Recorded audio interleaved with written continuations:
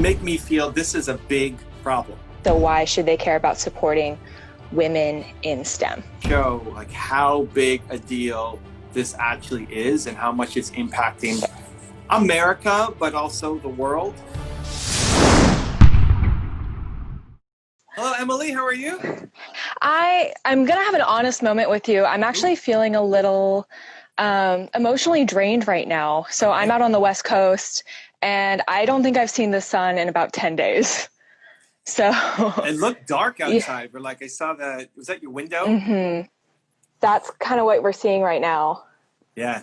So background for everybody watching, Emily is Emily Curtis. She's representing Nebraska for Miss World America coming up.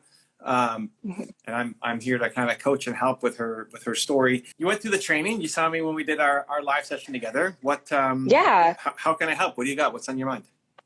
Yeah, so my Beauty with a Purpose project is entitled Pretty Brilliant, Empowering Women in STEM. So science, technology, engineering for math for anybody who doesn't know. And I've been doing a lot of work over the past 10 years within that advocacy and within a bunch of organizations. But a lot of those organizations are filled with women in STEM. Like, I feel like I'm preaching to the choir at this point. You know, as women in STEM, we know. Like, I have an engineering degree. I worked as an engineer, and now I'm going back to school to be a nurse. And it's a night and day difference from those two programs. You know, when I was an engineer, I'd immediately walk into a classroom and realize I was different from everybody else. I had so many classes where I was the only female in a class of 50, 60 men. And then the professor was also a man. So I'd walk into a classroom and immediately have to feel like there's an extra hurdle to jump when I walked in that classroom. But now as a nurse, which is a predominantly female career, I have this amazing support network. And I feel it every single class, every single study session. And I feel like, I can tell within my grades and within my confidence that I'm doing a lot better in this field. Okay.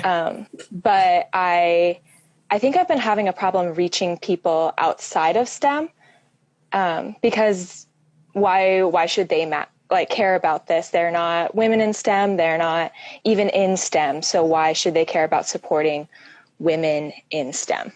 Right.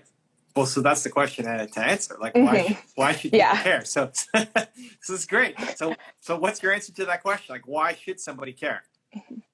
Yeah, and I think it comes back to all of us are impacted by science, technology, engineering, and math. Anything, like you can name anything. I mean, we could play a game and you could name something and I could tell you how science or engineering has impacted the design or the research of it. And we all benefit from it, but women are so poorly represented within the STEM fields that I think we need to recognize that there's a lack of perspective happening within them to further progress engineering and research within science. So you need to have something that kind of backs that up. Some stats or something. Like why? So why is science lacking because of not enough female involvement? I'm with you. I get it. I agree. But to get people to actually care, it's saying, well, you know, when women are involved, this happens, and when they're not, this happens, right? It's like, on the micro, it makes sense, and your story is amazing, and saying how you had no support system and now you do, and now you want to create the support system and network for women who are going through STEM so that they don't have to feel like they're the only ones there and they're being judged and have that extra hurdle and all of that stuff is great because you've been through it. It's not just like some cause that you think is nice but you don't have a personal connection to, right? That's really important, right? That you have a personal tie, that you've been through it yourself, and you know, so that when you're, you know, if you win Miss World America and now you're dealing with these media, podcasts, interviews, but also the individual groups. It's like you can go in and say, I'm one of you, right? I can't do that, right? I'm not a woman in STEM. So I can have empathy, I can lend support, I can try to shine a light, but I can't ever pretend to know what it's like to be a woman in STEM, right? You can because you've been through it. So your story is awesome, a part of it. But the macro of like, how is this a big deal? Like, how big a deal is this? Why does it matter? Yeah, so I think an anecdotal piece of evidence that we can all kind of relate to happens to be with smartphones and touchscreen technology.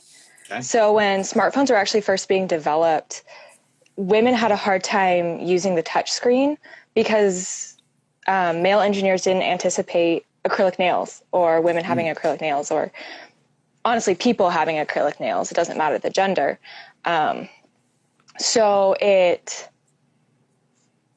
If women were on that team, they could have avoided that in the first place, and they could have spent time, money, and resources on better development instead of having to go back and redesign, a touchscreen module that we're all so familiar with now.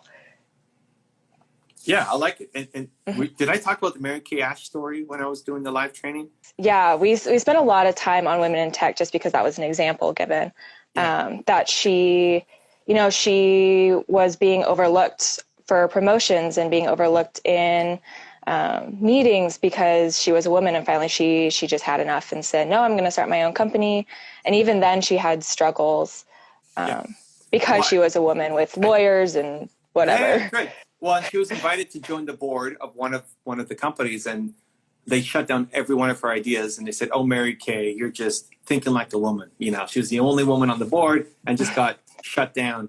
And it takes a really strong character to stand up again and again and again and again and again in the face of this constant rejection and beating down and stereotypes, to just keep going.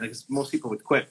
So I like the anecdotal. I think you still need to have a sense of how big this is. I think we need to have some kind of numbers or data to show that this is a big deal. Yeah. Right. So just like the forest fires outside, you haven't seen the sun in however many 10 days or whatever. Yeah.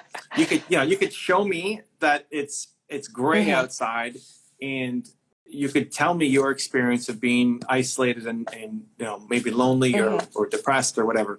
But to say X number of people are impacted and how many houses have burned down, and to make me feel this is a big problem, right? Yeah. Because I don't think anybody's going to say STEM isn't a problem, women in STEM isn't a problem. They're not going to, I mean, there might be some people, but most people wouldn't say women in STEM is not a problem. And the people you're going to be, the judges, the people you're going to be presenting to, working with, trying to convince, they're not going to say women in STEM is a non-issue. But how big an issue is it compared to somebody else's cause, right? There's somebody here is trying to save the puppies.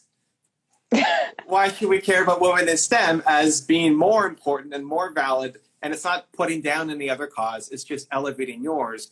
Everybody you're going to be pitching to will have a conscious, part of them. That's why they're judging. That's why they're part of it. But it's your job to make women in STEM maybe not be their number one thing that they care about, but it's got to be you want to put it into their top five. Yeah, that wasn't even on my radar before, but holy cow. But now it is. Yeah, what a big deal this is. We should give her the spotlight. We should give her the microphone. We should say she's the one who's going to be leading the charge. So you may not know the answer right now, or maybe you do, but some kind of stats to show how big a deal this actually is and how much it's impacting America, but also the world. This could definitely be a global initiative. Okay.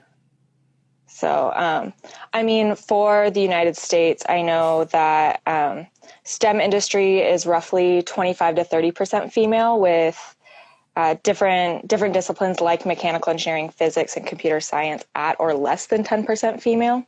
Wow. So, yeah. So that's a great start. Now, why does that matter? Why do we need to get that number from 10% to 30% or 40% or whatever the target is? Why does that matter? Beyond just anecdotal, touchscreen, which is great. That's a great example. But showing examples of, hey, when women are involved, it led to this, right? Or number of girls who go to school and want to be engineers, but then never do, right? And I don't know the data. I'm just pulling numbers, but half of girls who want to go to school, who are in high school, want to go into STEM, but then only 15% of them do. Because the talent is there. Yeah. The talent is there, but there's some disconnect that's happening around the age of like 15, 16, that somehow women aren't getting involved, girls aren't getting involved, they're not being supported enough. And we need to figure out where that disconnect is. Yeah. But that's what you need to come to the table with. And it's fine. Like, this is the practice. This is the warm-up. But that's where judges might ask, well, like, what happens at age 15 or 18 or, you know, whatever it is where we're having a disconnect? Why are women not taking the next step? And then it becomes, okay, well, what's your solution? Yeah. The solution is, well, we need a Miss World America who's in STEM, you know, who's studied, who's in engineering. The solution is we need to have more role models. The solution is we need to have better training, like whatever your actual solution is. But understanding what the problem is and being able to clearly articulate that to the judges will be important to getting them on board. Because again, nobody's going to come and say that's a stupid cause. Yeah. But is it as important a cause as some of the other people who are presenting? Right? Okay. It's like the last contestant I had on was talking about you know, domestic violence, and she was a victim of domestic violence, and she went through it, and you know, she wants to solve it, you know, for America and you know, for the world. So why women in STEM over domestic violence, right? And that's not a question going to be asked, right? Like, why not focus on domestic violence? But that's what they have to weigh in their head. Like, whose cause do we feel is more important? And is this contestant the person, you know, the woman to take us and actually solve the problem? Often I see questions in interviews like, why are you the best fit for the job? Like, why are you the best fit for the title holder? And I think having a woman in STEM in a leadership role that isn't STEM related is really important, because I think a lot of times women in STEM are put into this box where suddenly their job or their career is their entire identity. But we're multifaceted people too. We have other interests. You know, I'm a pianist. I love to read. And I just want to show people that I can be a strong woman in STEM who's had to make some tough decisions about changing her career, but I can also find success in other ways. And why switch out from STEM to nursing? So I switched from engineering to nursing, you know, both in the STEM fields. Okay. I was actually really, really unhappy with the job I was doing. So going back to kind of your whole life motto is built to serve. I went into engineering to help people. Like, that's how I felt I could help people best. And when I got into the job, like, I was working into this huge manufacturing facility making micro breakers for home and office. You know, that wasn't how I pictured using my skills in math and science to help people. And, you know, after some soul searching, I guess, I landed on nursing, which is a very personal way to help people. And you're a liaison in the medical field between patients and doctors, and really helping people be comfortable with, honestly, sometimes the scariest moment of their life, you know, being stuck in a hospital. Yeah. Was there a moment that you decided this is just not for me, this engineering thing? I don't know if there was a clear moment, but there was definitely weeks leading up to the time where I was just like, I just need to leave. Like, this isn't right for me. I need to find something else. Like, I need to get a retail job in the meantime to support myself, because I can't go on doing this. So you didn't even have the nursing thing to go to. You just took a job. Yeah. Like Home Depot or something to take a job. And yeah, I took a job at a produce stand in the meantime. Yeah. Yeah. So, and through that, and honestly conversing with people and talking with people, and there was a woman at the gym that I joined who's a nurse practitioner. And she really helped me kind of find a path, help find a path, and help me get on a timeline and start me on this journey to becoming a nurse. Do you think if you had a better support system inside the engineering company that it looked different, or just you didn't enjoy the work? Yeah, I actually do think it would look a lot different if I had a different support system. I was a member of Society of Women Engineers for a while, and that's a great resource for women engineers. But even in my own chapter that I was a part of, I was still the only mechanical engineer. So when talks of jobs came up or classes came up, I would sit there alone and be like, oh, you don't have to take this really advanced manufacturing class with this professor that's brand new. Oh, okay.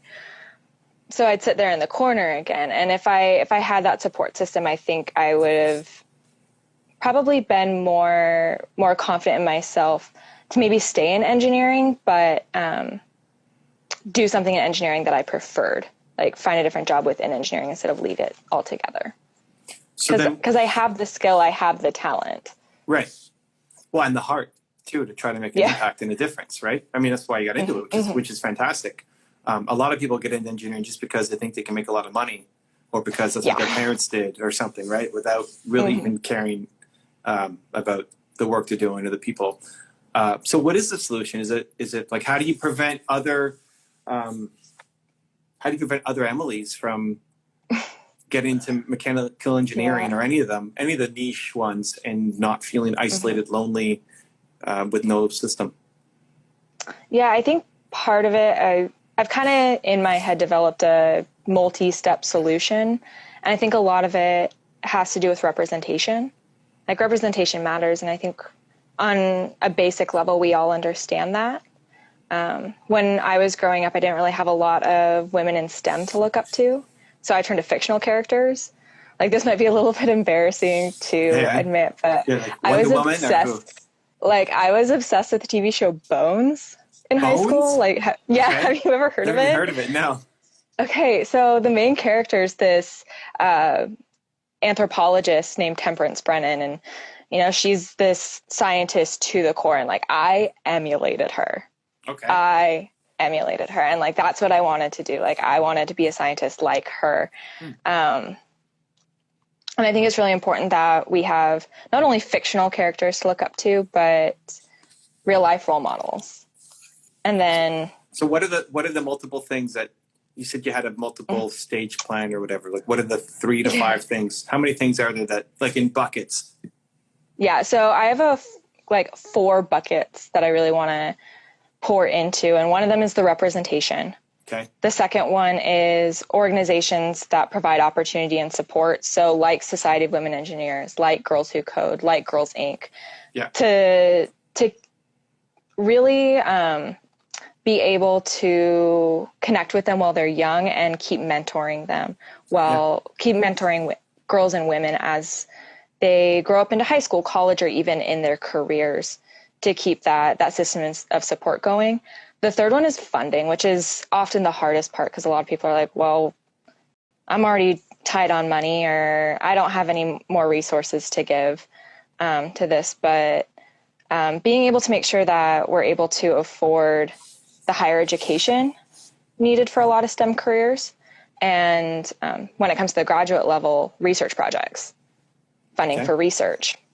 And then the last one is encouraging everybody to get involved in science. So there's programs called citizen science projects where anybody can get involved in sometimes some really groundbreaking research. So it's a fun way to maybe connect with your family and get involved in STEM yourself. Oftentimes you just need the camera phone or the camera on your phone to get involved.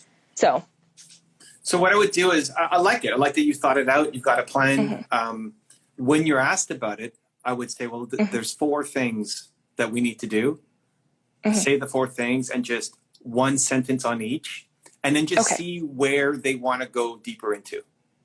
Okay. And depending on who you're talking to, they're going to pull on different things. Somebody might pull on representation, somebody might pull on funding, and you've got answers for each. It's not like you haven't thought about it and it's just super surface level. You've got deep answers for each. But when I asked you about it, you said, well, I've got a bunch of ideas, and then you started going down representation super hard without talking about the other one. So at the top, you lay out the plan. There's 4 things we need to do to solve this problem. 1, 2, 3, 4, right? One sentence on each. Okay. And then see what they want. It's just the presentation. Then see what they want to, what's their next follow-up question? The next 15 minutes might just be all about funding. Yeah. And they forgot the other ones, and that's fine, because that's what they care about. Like everybody who you talk to will have their own interests, desires, line of questioning, but to show that you've thought it all out is really important before diving in on anyone specifically. Yeah. And so you think it's okay with an interview that's only 10 minutes long to just stay focused on one of those aspects? No, let them pick. Like the beauty let them pick. You've already done the video, right? Right. So the next is the head-to-head, right? Where you're actually going to be talking with somebody. So you let them pick the interview with the panel. Right. Okay. Of judges. You in the way this just went, you picked one and you started going deep on it. And then I said, well, what are the other ones that, because you said you had a plan. So how many are there? There are 3, are there 5? Yeah. And then you said there were 4. So what you want to do is say the 4 things. At some point, they're going to say, well, what's the solution? It's like, well, there's 4 things. 1, 2, 3, 4. And then let them decide. Because it's not, if it was just a video where you can't interact with people, you have to make a judgment call as to what you think they're going to care about. Here, they're going to tell you what they care about, because they're going to ask you a question to follow up. So you say the 4 points, and with each one, just that one sentence, just so that I understand what that means. I mean, I understand what funding means, but funding where? Like funding for postgraduate, funding for, right? When you say representation, right? So I don't need to know the whole story yet about the bones anthropologist, scientist that, inspired you, but you've got it ready. If they really care about representation, you've got this whole arc that you can then go down and tell a really personal story. So they'll tell you in their questions. The same thing with TV or radio or any blogs or vlogs that you end up doing, or blog posts or anything. When people are doing interviews with you, they'll let you know what they care the most about, and you just make sure you have stories to share for each of the 4. Okay. Which I'm sure you do. Like, I'm sure you thought this out, and for each one, if we wanted to talk for 2 hours about funding, I'm sure you have enough content and ideas to do it. Yeah. So you never know for the judges what they're going to actually care about. I mean, it's good that you've got, it's not just the elevator pitch 30 seconds, that you've actually got 10 minutes to talk to them. So with each one, you give, a couple sentence answer, and then see what they ask next, right? You don't want to just be talking for 5 minutes, telling a story, and then wait for them to, because then you're not involving them in the play. So I think you've got a great story. I think you've got a great heart. I think people can relate to what you're going through. I think you've got the answers and detailed, solutions for each one. I think it's just that top part of figuring out, well, why this cause over something else? How big a deal is this? How many women are not doing it who wanted to, but they left? Like, even if you left engineering because of this, somebody with tons of heart and energy, like, how many women are leaving because they don't feel that they could do this? And then what does that mean to the economy, to humanity, to the world? Some numbers to make it just feel like this is no, you have to pay attention to this. This isn't just something that's happening to a few women. Like, this is a big deal. You have to wake up and pay attention. Yeah.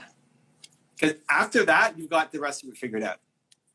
Okay. But just that top piece of, like, why should we care of this instead of puppies or domestic violence or the COVID or the rainforest or the wildfires? Because there's so many great causes.